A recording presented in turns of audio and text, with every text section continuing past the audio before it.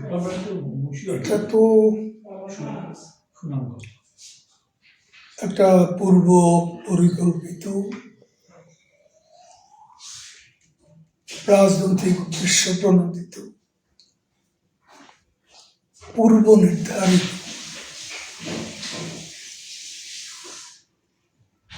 একটা অবৈধ ক্যাঙ্গারু কোর্টের সাজানো রায়। পরিবর্তন তো হঠাৎ করে পরিবর্তন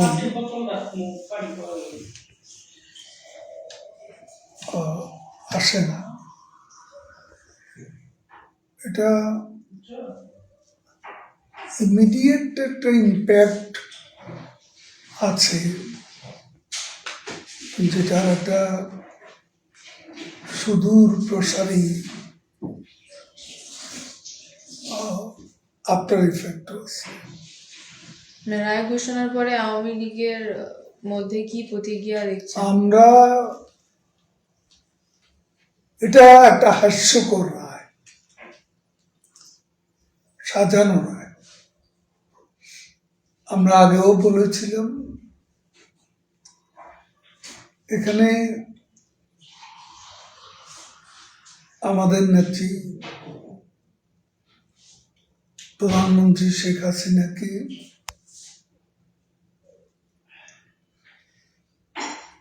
আত্মপক্ষ সমর্থনের কোনো সুযোগ দেওয়া হয়নি এবং এ রায়টা ছিল এ ধরনের ঘটনা বোধ কোনো দেশের মামলার রায় ইন অ্যাবসেন্সিয়া মৃত্যুদণ্ড দেওয়া, এরকম একটা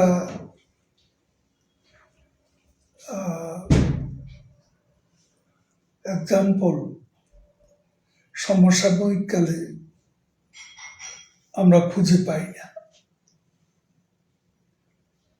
আওয়ামী লীগ এ রায় ঘৃণা ভরে প্রত্যাখ্যান করে এবং আমরা এই আলোকেই স্টেটমেন্ট করেছি, আমাদের ইমিডিয়েট প্রতিক্রিয়া দিয়েছি। আমরা আমাদের নেত্রীকে চিনি, তিনি এ ধরনের ভার্ডিক্টের পরোয়া করেন না। তার বিরুদ্ধে জাতির পিতা বঙ্গবন্ধু বিরুদ্ধে অনেক ষড়যন্ত্র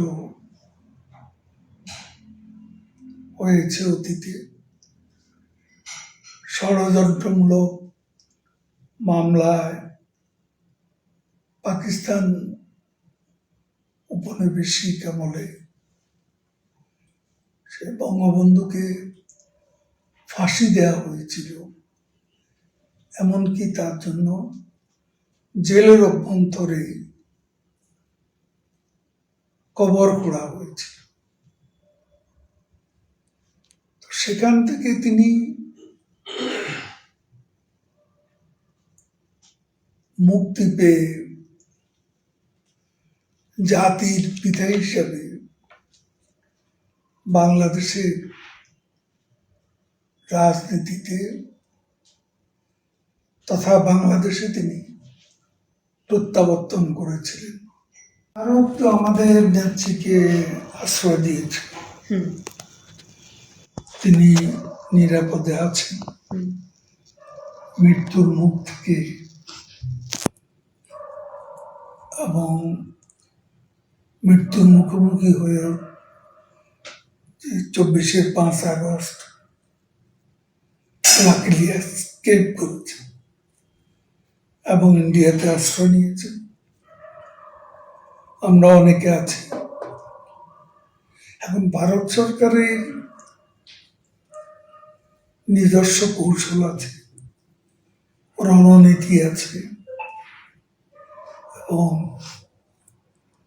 আজকে বাংলাদেশকে নিয়ে ডিপ স্টেটের যে রাজনৈতিক খেলা,